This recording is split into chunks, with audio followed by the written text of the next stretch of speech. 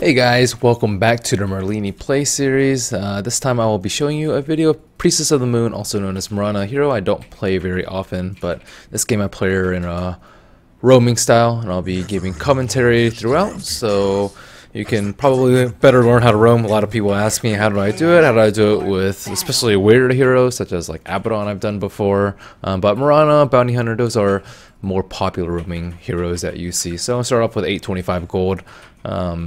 And that's obviously random gold, but the boots are optional in this build. You can get it, you cannot, but I would highly recommend if you are going to start out roaming, then you should get at least one clarity, usually a couple more, but you're not really right clicking that often. The boots don't make that big a deal, and the 3 branches certainly don't either. But still, nice infusion of gold.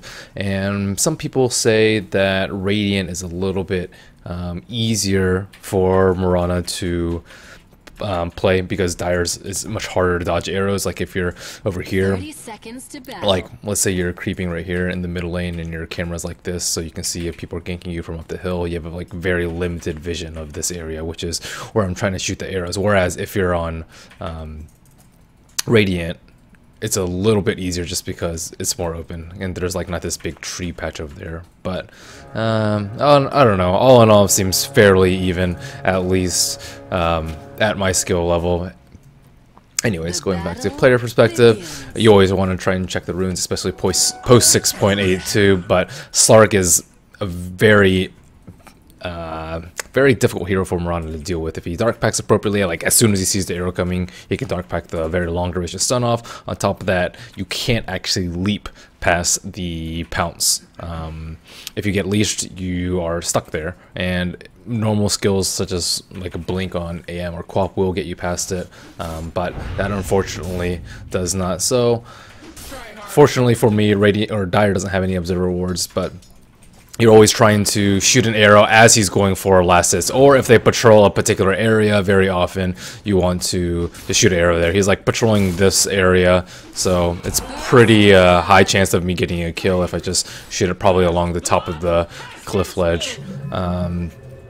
So not a good start for their old Shadow Shaman. I do have another arrow. You want to just approach from like really strange angles too, and you know, I noticed that he's about to retreat right now. He's going to stay for this last set, and then immediately he's going to turn around and go back.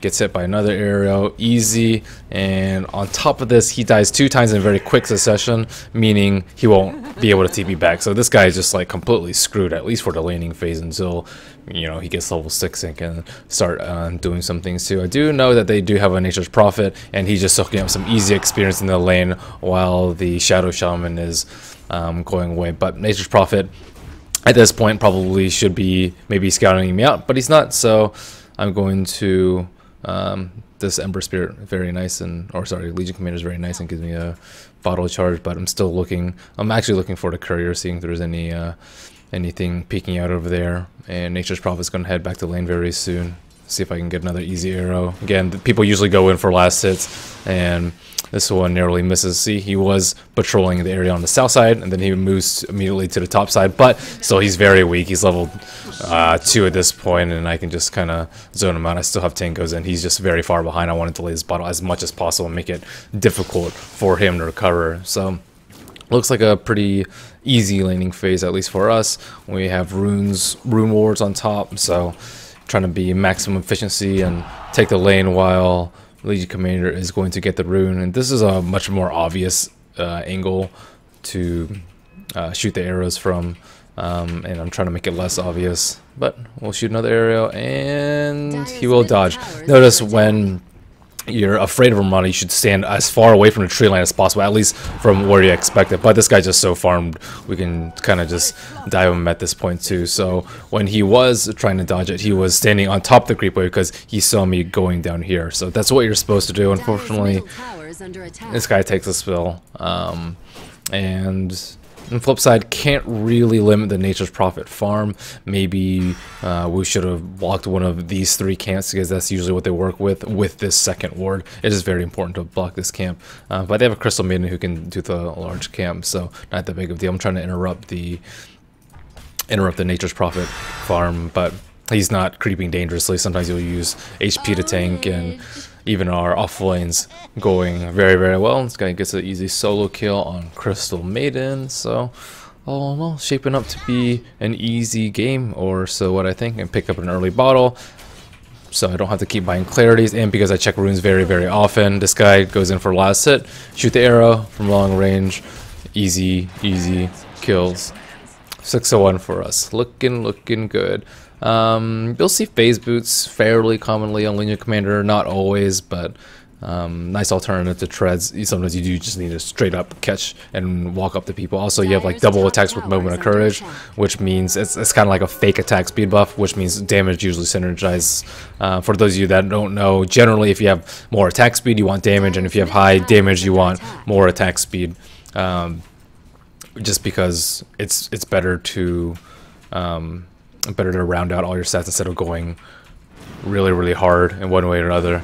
And get another easy arrow, but there is no LC this time, so really difficult to get a kill here. I'm still a little weak at this point, and I can get shackled at tower very easily, and Nature's Prophet can TP in, so can't be super bold about that, but I will just leech experience while things are going on in the bottom lane, going ahead and queuing up my next item. I'm always trying to be better about buying items. I like always try and like actively tell myself, okay, I need to buy items before I die, especially spending my unreliable gold, but definitely helps to have a quick buy. I actually should set a better hotkey for quick buy, and he narrowly dodges an arrow even though he's hovering around this particular area. LC comes back to the lane, and as a support, you always should keep track of your reserve rewards and when they're about to expire. We place them maybe like a minute before, or 30 seconds before the creep spawn. They last for 7 minutes, so it should last until 6:30. So I know I'm good for another minute, but if I really wanted to, I can check over here and see how much time is left. Quarter time left. So about a minute and a half as suspected, and you know, I'm trying to harass this guy, but he's not scared. No need for him to turn tail and run. If I hit an arrow at point blank, it's not going to stun him for any sort of duration or do that much damage, and he has the treant advantage too. So also, he has a level advantage. This guy is, what, level 4? I'm actually level 4, so actually no level advantage, but he should. I tried to cut trees and maybe sneak in the last hit or two, but he scouted me with the arrows, or with a... Ooh, close one. But he scouts me with the treants, and it's far too difficult of a kill. That will be very useful later, press the attack versus the Hex or Shackle. So be counting on LC to maybe bail me out of some sticky situations. Generally, you want to level up Starstorm. I see a lot of people level up Leap, but it's not that big of a bonus. It's 30 seconds to 18 seconds, which is, you know, 40% cooldown to reduction, and yeah, sure, you leap a little bit further, but usually level 1 leap in terms of the distance that you go is enough to bail you out of most circumstances. So I don't particularly agree with max leap just because you really need the damage output from Starstorm. It's an AoE spell, so 300 damage AoE is a ton, especially when you can hit twice. So I get ganked by this duo and just immediately die, and with the silence I can't even leap out in time. Well, even if I did have it, I still would have died. But anyways, Timber gets another kill. He does have max Timber Chain, and whenever you're dead, you should always be like, firstly, think about why you died and if you can do anything to prevent it. Secondly, you should be looking around, looking at people's items, looking at people's items, looking at what's going on in the other lanes, how you're doing. And the Timber, he got an easy kill on Crystal Maiden, he got another easy kill on Slark, so I can already tell that he's doing pretty well. And we have a safe lane farming Wraith King with a silencer that hasn't left the lane, and it's an Earth Spirit solo down there, so he should also be doing very well. Trying to keep tabs on the Nature's Prophet, but again, he's not scared. There's nothing really I can do versus them except maybe block his camps. So I'm dropping Observer Ward so I can keep tabs on him. A little obvious that I placed a ward there, but I didn't really have much of an opportunity to place it elsewhere, and this guy even denies the creep. And old Nature's Prophet trying to get a kill on me. And I didn't actually have any tangos. Waiting for 8-minute rune. Always want to be very vigilant about the runes, especially in the patch. With the new patch, I think roaming's just a lot more effective because bottle pays for itself usually within the span of 20-30 minutes or so. And LC, even after the fantastic start, is not doing terribly well on his quest to Blink Dagger. Scout out Nature's Prophet again. After this is like what, the third or fourth time I try to mess with Nature's Prophet. He's at like 100% full HP. So waiting for maybe someone to help me out over here, but it's just not happening. And I probably should have realized that he's not even worth going for at this point too. But like our Spirit is pretty difficult to kill. Slark a little bit difficult to kill too, and I'm not exactly sure what we're going for here. We see at least 3 or 4 people, and I try and stop the channeling, and then the Slark gets to pounce on me instead of the Timber, which means I can't leap away, and we get 2 kills instead of just 1. So that was just really bold by us. And on top of that, the Earth Spirit is just wrecking us, and suddenly score is 9-9 even after killing the Earth Spirit a bajillion times. So the Rasa recovered quite nicely, still hits level 6 at a reasonable time, gets a kill with his first wars, not bad for him. And the Nature's Prophet's pretty much just uncontested this whole entire time, as is the Earth Spirit. He's been doing very, very well roaming around. So now I'm like, crap, you know, I'm not that high level. I'm gonna keep dying to the Slark. I didn't buy my phase boots, like I died, even though I said I was gonna try and keep doing that. And this guy has arcane boots when he had like the worst start possible, and this guy just has phase and 1300 gold. That's not that much considering how many kills we got in the lane for him. So, you know, getting like, maybe it's like not so easy of a game. See a lot of people on bottom. He dies once, TP in, try and save him. Very nice global to save him, and oh no, the Slark's gonna try and kill me again, and I have to wait for the pounce to end before I can leap. And that's one of the dangers of looking elsewhere on the map and give up another kill. This Legion Commander is certainly dead, and Skeleton King doesn't have Reincarnate, and he's not level 11 yet either, so it's going to be a really slow Reincarnate. So we get another few kills, and the Slark, who also had a terrible start, dying very early on, getting dueled in mid, has just got a few free kills on me, and I got to make sure that I keep him down, because Farm Slark, Shadowblade, or Blink is just going to be constant death for me, especially since I'm a support. So I'm going to be very, very careful about that. I need to get levels, I need to get my Moonlight Shadow, so perhaps I can save him from that. Hit an arrow on him, but see, the damage from the Starstorm definitely helped me there. Like if I had 0-3-2, wouldn't have gotten a kill.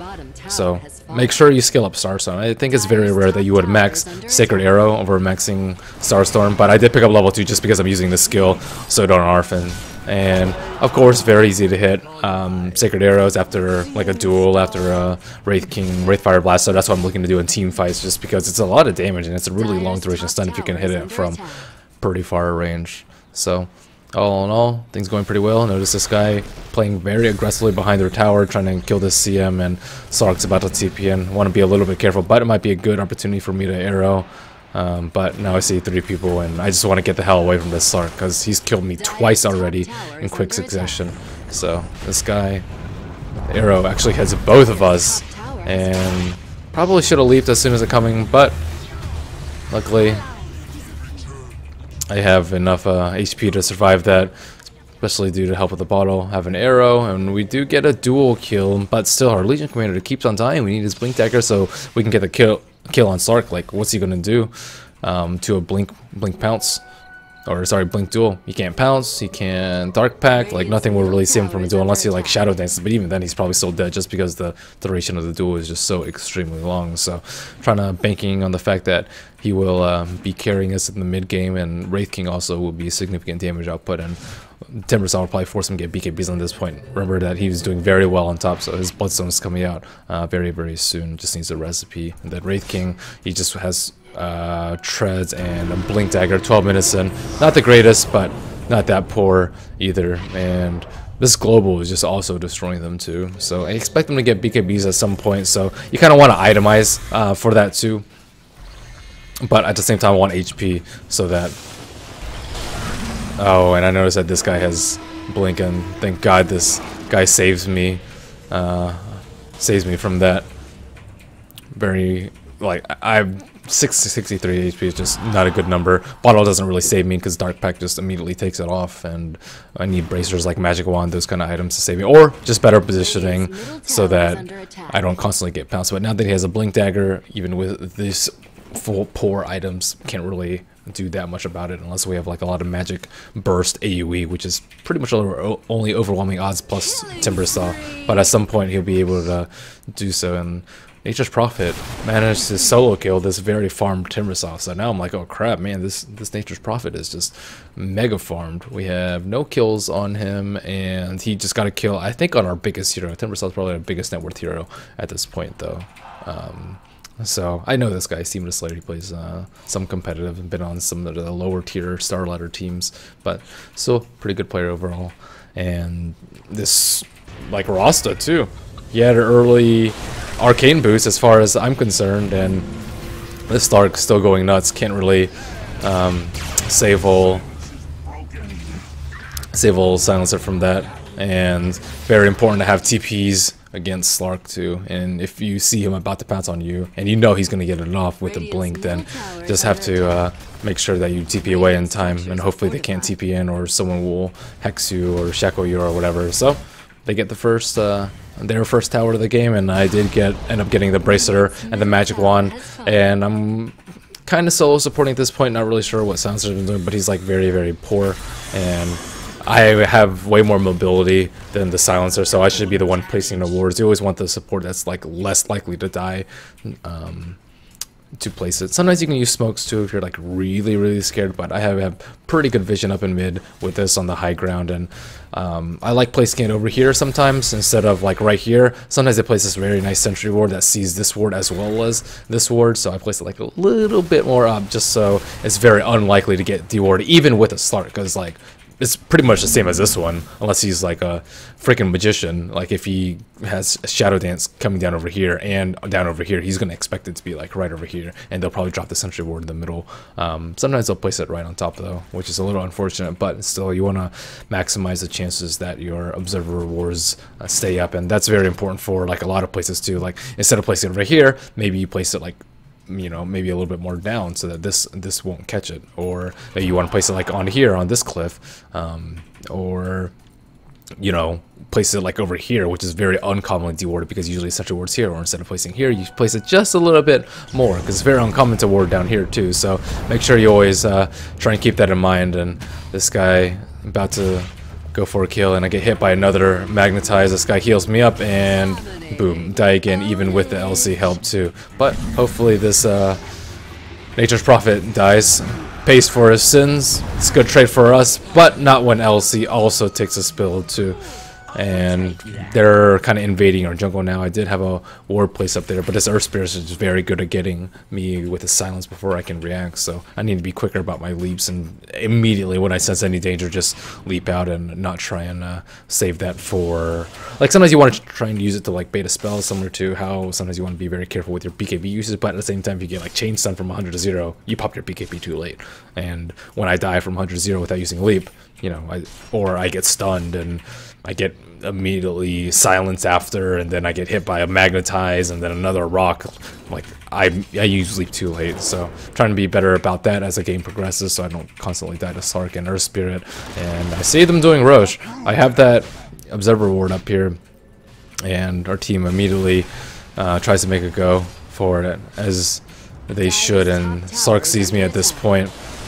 They do have an Observer Ward. I do not know that they do. Luckily I did it over here instead of anywhere else, and we're trying to go in there. I shoot a arrow, and they know that we know. Go in for a blink kill, and unfortunately this Slark's right about to take me down yet again, and try and play around with him, run around in circles, try and make it as difficult for him to pounce. Try and go for some smooth jukes over here, and eventually I get him. Not sure if we stop him with that, and again the Starstorm gets me to kill there. If I have level 4 arrow as opposed to level 4 Starstorm, we wouldn't have killed him. So again, highly advocate level 4 Starstorm. It's saved myself multiple times in this game, and generally it's just a much better skill because you can farm with it too, because Mirana's not that bad of a late gamer. So we incur some pretty heavy casualties, but we do kill Slark, we do kill Crystal Maiden, we get a dual kill, and we lose 3 heroes. So all in all, not the worst thing in the world. We still have good vision in the pit. They didn't deward, and we can kind of go into that area again very, very soon. And I want to make sure that we get control of this area. It's so important to control Roshan, especially when they do it once. You know that they're probably going to try and do it, especially if they didn't commit enough. They didn't commit like everything that they had. All 5 heroes weren't there. Slark was kind of out scouting on his own, and they can drop wards, Furion, Treants too. They have a lot of abilities to take down Roshan very quickly and swiftly. So I want to stay around in that area and try and dissuade them as much as possible. Sometimes all you need to do is show up and they're like, oh, they know, and that's enough of a psychological factor. Even if we can't actually stop them, it's still just a psychological factor. And you always have to consider that in Dota too. There are psychological factors in Dota at play. Like, you know, if a Slark's been baited out like 5 times and all 4 of them are sitting behind them, and they like pull him with geomagnetic grip, and then he turns around and kills us 5 times, like, what are we going to do the 6th time? Go on him again? If we're stupid, probably. So that means Slark can farm out alone. Anyways, I don't use my leap early again, and I die for that because they have all these very quick instant initiations. This guy has a Bloodstone charge, not sure if he's going to use it, and this guy is so close to dying. Looking at his reincarnation, oh, and it just comes out right before. I'm like, oh, thank goodness. But we still lose 3-4-1, which is not that great. When you're facing a Wraith King who doesn't have anywhere to go, you want to make sure you get like any sort of continual damage effects while his reincarn is spawning, or something like rolling through him, like an arrow passing through him while he's reincarnating, like a Dark Pact or Ion Shell, anything like that will stop his Blink Dagger if it's immediate and ticks very, very quickly. There are some things that don't tick very, very quickly, such as Radiance is a little bit slower of a tick. Magnetize is a little bit slower of a tick too, and you have to, you know, get it on him too. Those are going to be much less reliable. Like Timbersaw with his Chakram, like these spells are very, very good at stopping people from using their Blink Dagger. But their Slark was dead. Earth Spirit, he rolled a little bit late. Like if his boulder was passing through him as he was reviving, then he would have died at that point. So as a support, you always want to make sure that you keep vision on all their supports too, and always make sure that they don't have observer wards in their inventory, and if they do, then you should try and mirror their movements. Make sure you have observer wards. It's kind of a who gets it first too. Like if you have observer wards first, you'll see them place, and then you'll get deward and keep vision up, and it's kind of ongoing effect. So make sure you get those first wards up ASAP, and it's just so important to keeping wards up. And I use my leap a little bit prematurely here, but better than dying. They did have to use global to save me, which is a little bit unfortunate. And it's LC, he's just so poor.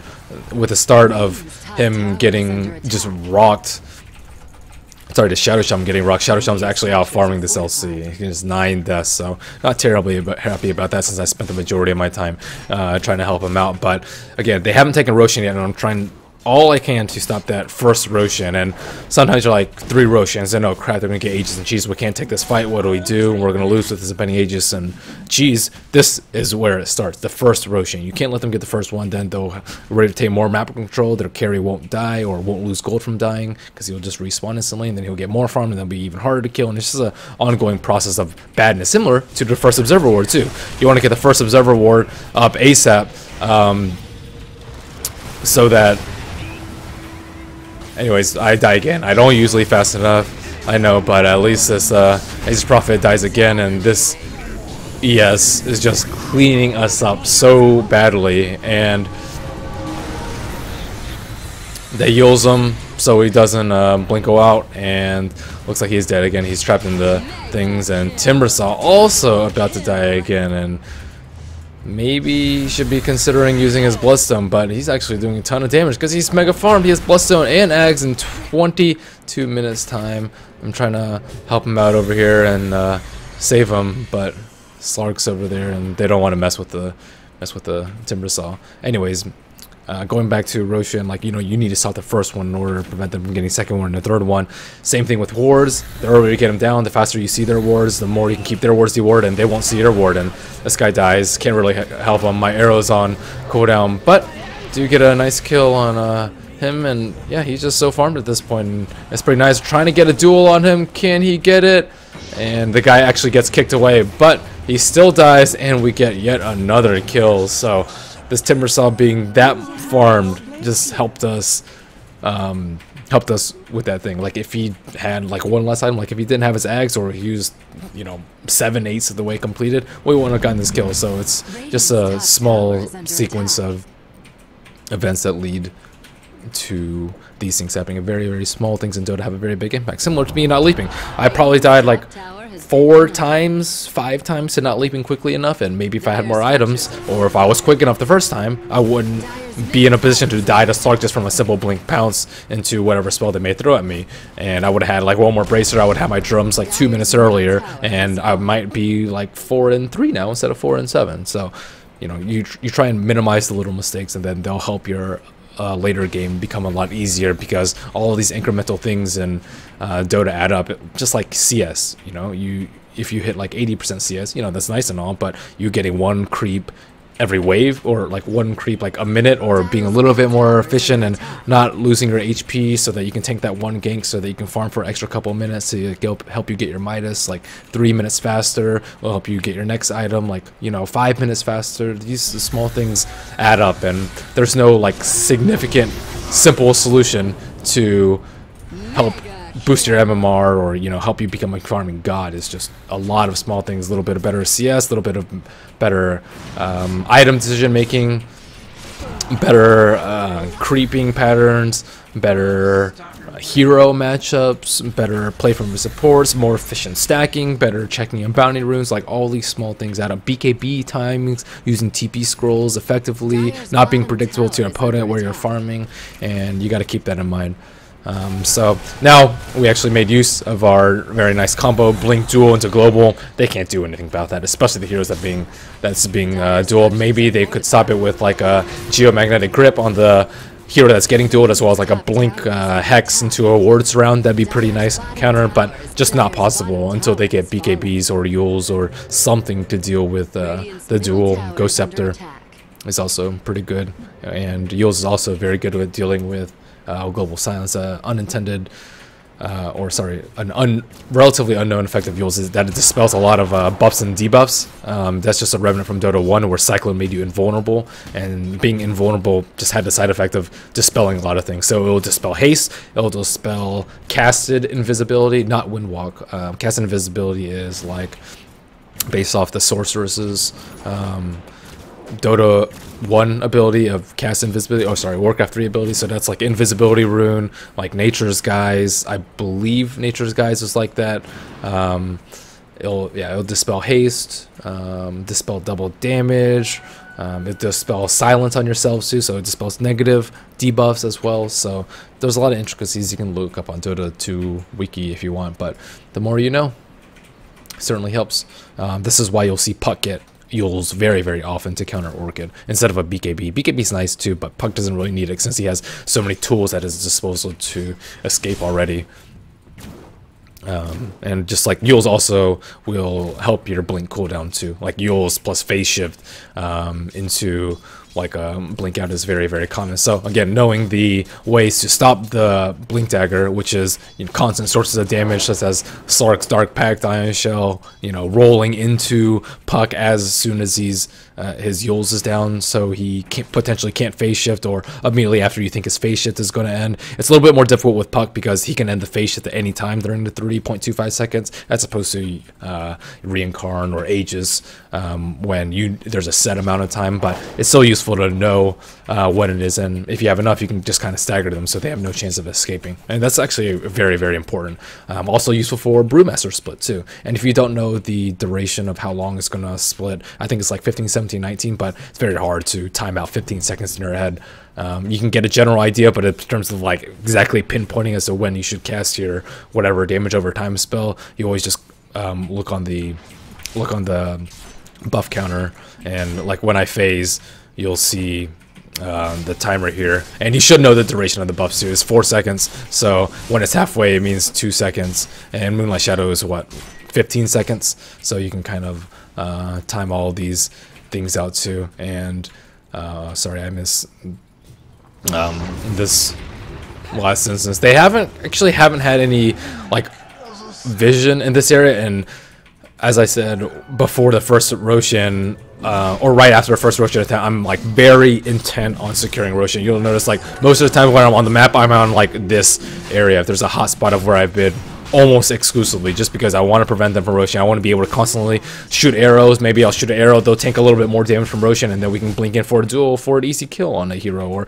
blink in on Wraith King and get a duel, and or just blink in global and just get an easy kill on someone like Earth Spirit, who can't do anything, or Rasta. Like, these are all very important heroes to get kills on, and due to my vigilance of the wards and us playing very aggressively in this area, it's also like your teammates have to be around the area too to take advantage of opportunities like that. Like, we were there to kind of guess that the Nature's Prophet is up there with the Moonlight Shadow proceeding uphill. I have sentries to make sure that they don't have sentries. It's very important when you have invis heroes to buy sentries too, and people usually only do it when the opposing team has invis heroes, but they don't actually have any invis heroes. And Slark doesn't have a Shadow Blade. He went Blink Dagger, so if there were Shadow Blade, I'd get even more. But since we have Moonlight Shadow, I need to make sure that we get clean initiations because of the Moonlight Shadow. It's just a very nice psychological safety. Like, okay, I know that they don't have vision of us because I have a sentry down. I know they don't have any sentries. We can go in with 100% confidence, unless they have a gem or something like that,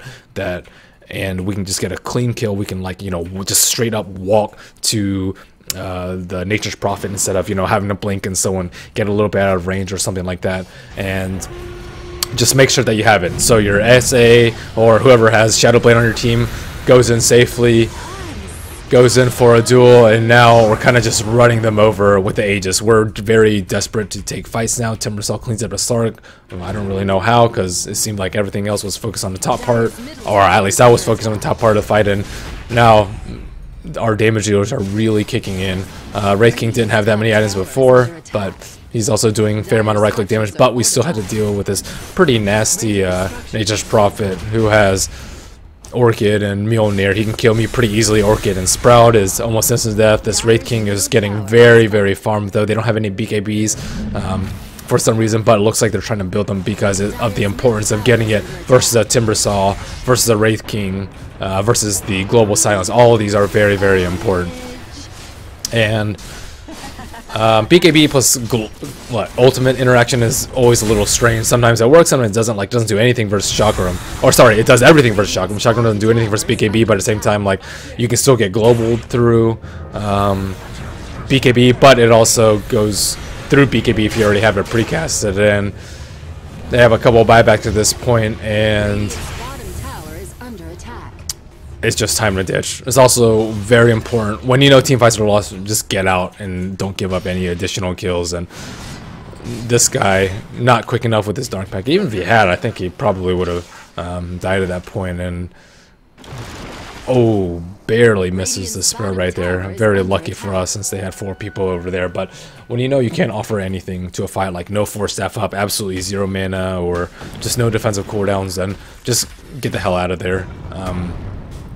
And I kind of screwed that gank up. We expected someone to be farming there, but I showed our hand a little bit too early, and he was able to just roll out of the fight. So doing okay. I like the drums build, and just makes you and your team hit a little bit harder, makes me a little bit more tanky, so Slark can't kill me. I want him to waste as much time as possible during Shadow Dance, so he can't, you know, kill me plus like half a silencer, or kill silencer plus half of me. I want him to just waste it, just due to inherently being tanky. BKB is actually pretty good versus lineup too, but drums is much cheaper than BKB. I always try and scout uphill for my team with spare arrows. Like, I'm about to get a rune, I don't need the mana, I'm probably not going to need the cooldown anyways, and just want to make sure that this hill is very safe for us to run. I had sentries down, we have sentries down now, and again, we can approach this with 100% confidence. We can go downhill and just feel very, very safe. And we get 2 very easy kills and 1 on the very high priority Shadow Shaman, since he does a lot of damage and has tons of disables. The earlier he goes down to fights, the better. And now, with Wraith King being level 16 and Slark dying a large amount of times, we can proceed uphill into their base. Yasha, I like to dispel the Orchid with Manta style, because I don't like blowing BKB on dispelling Orchid, and they're just falling apart. They shouldn't have fought that early. They should just be staying like way back, and instead they're staying way too close to the racks. Like if you're a Timbersaw, you can do that because you're like very, very tanky. Also, you have AoE to clear creep waves. But if you're like a Slark or like an ES who has no blink dagger, you just can't stay that close. And Steven the Slayer doing work on Nature's Prophet, doing the right thing, which is not fighting and trying to get something out of it instead of sitting at the base and just feeding way more kills. And our Wraith King is just diving them at their T4s at this point. But yeah, anyways, back to Manta style. Manta style I think is very nice. It's good for split pushing, good at dispelling ES. Silence, good at dispelling Orchid silence. Will maybe help a little bit versus Slark. Maybe I can like dodge a pounce or something like that with it. And just a very powerful item overall. Also with the single target spells such as Orchid and Hex and Shackle, you can sometimes just beta blink Hex out, and that's huge because then he's out of position. He doesn't have his blink dagger up. He doesn't have his Hex up, and it's a big deal. Anyways, right before 34-minute rune, you want to try and get runes at like 33:59. Then you can possibly get 2 runes at once. Like Haste plus DD is huge in the early game. Invis plus DD also huge. Try to wait a little bit for the arrow so that it won't hit during Dark Pack, but he dodges it. Easy kill, and I mess up my leap here, but I do have a haste. Runes save the day.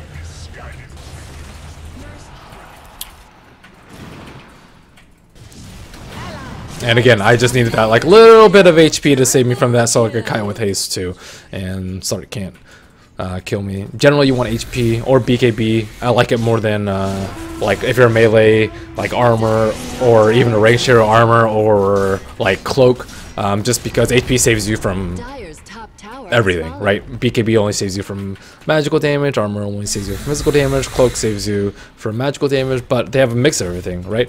Nature probably has strong right click, he has Mjolnir for the magic, Earth Spirit, ton of magical damage, they have physical damage from the wars, they have a lot of physical damage from Slark. If they're very heavily invested into one or the other, then you can get the appropriate item that corresponds to whatever damage you want to mitigate, but generally you can just get away with getting mass HP, and it'll be very, very good a lot of the time. And a lot of my builds, you'll see me go just straight HP, like my Spectre build, Trez into drums. Straight HP, synergize well with Dispersion, protects me against mostly every type of damage. Of course, there are some exceptions, like Zeus Static Field as well as Feast, which HP is actually very bad against. But for the most part, HP will serve you the best in like 90% of situations. Also, I view BKB as a little bit boring to play, which is probably not a good reason to not get the item. But you know, I like trying to rely on out executing the opponents, like Manta dodging, illusion baiting, split pushing. With these are like much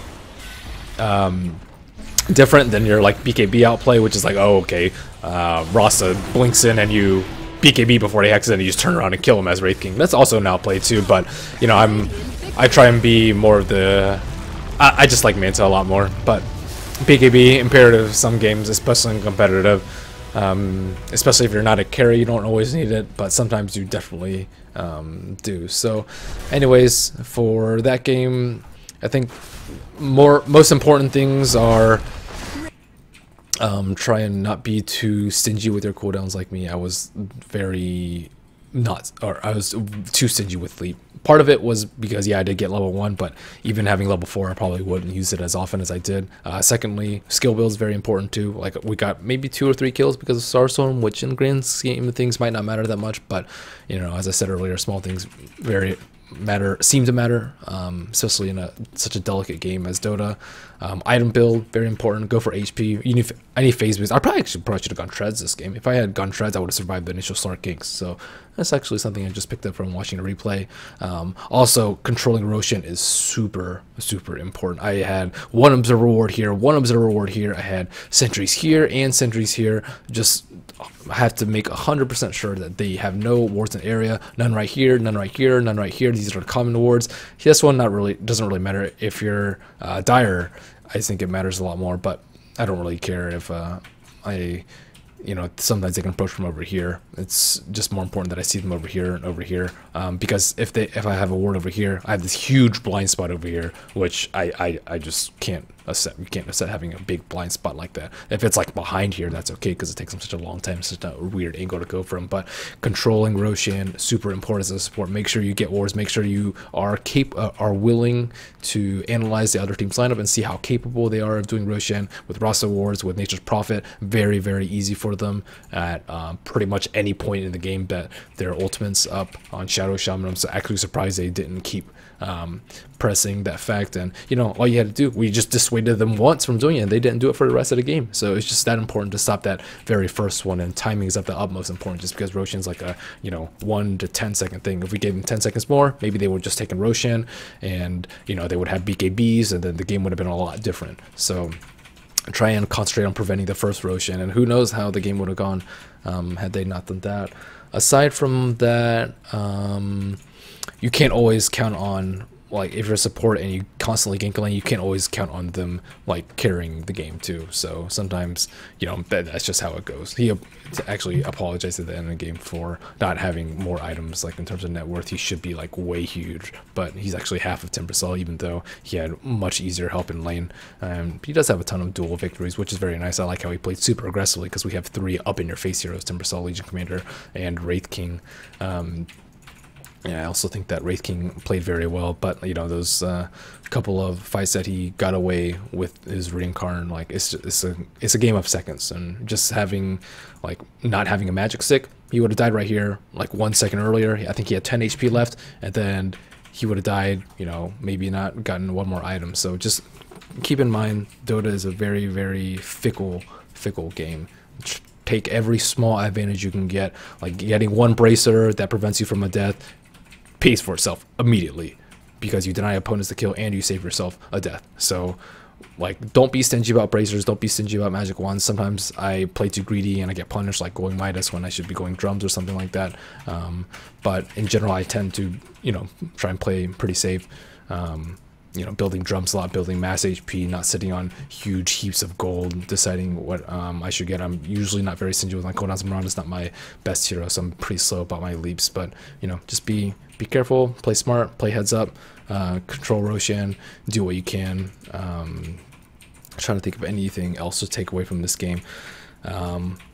If your other support isn't buying wards, sometimes you just have to do it. And generally in this sort of position, you'd expect Silencer to buy more wards, especially if he's not going for a Scepter. Mirana's a better carry than Silencer. I would think that most people would agree. Some people say, oh yeah, he's better with Ags, blah, blah, blah, blah, blah. But I think Mirana's just a much better right clicker. So generally your more mobile hero needs to place the wards. And I have Moonlight Shadow. You can smoke place to place wards. There's like a lot of different ward spots in 622 that I'm still getting used to, like especially around the Roshan pit. There's a lot of strange things happening, and things I could have done better. Bleed faster, talked about that a lot. Not concentrate so much on Nature's Prophet up top. I could have just killed CM a lot more, since she was trying to bully out the Timbersaw.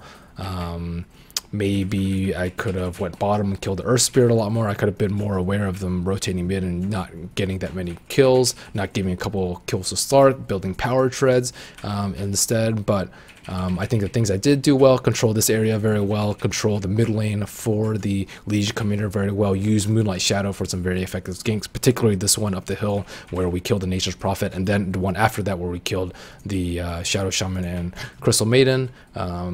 Buying enough Sentry Wards so that I'm very comfortable with initiating with Moonlight Shadow instead of, do they really see us? Sometimes like good opponents will pretend they don't see you and then just wreck you, because you feel safe not popping your BKBs and waiting to be in like like the perfect position to initiate. So make sure you buy plenty of sentries when you have invisibility on your team. Anyways, that concludes Merlini Plays Mirana. Planning on releasing a lot more of these, so you guys can learn how to play different roles. I play a mid a lot, so I'm trying to help out on the other roles that I'm not as comfortable with. Anyways, thank you guys for watching. If you like my content, you can follow me on Twitch, Twitter, YouTube, Facebook, all the same /Merlini Dota. Thank you guys once again, and have a good one.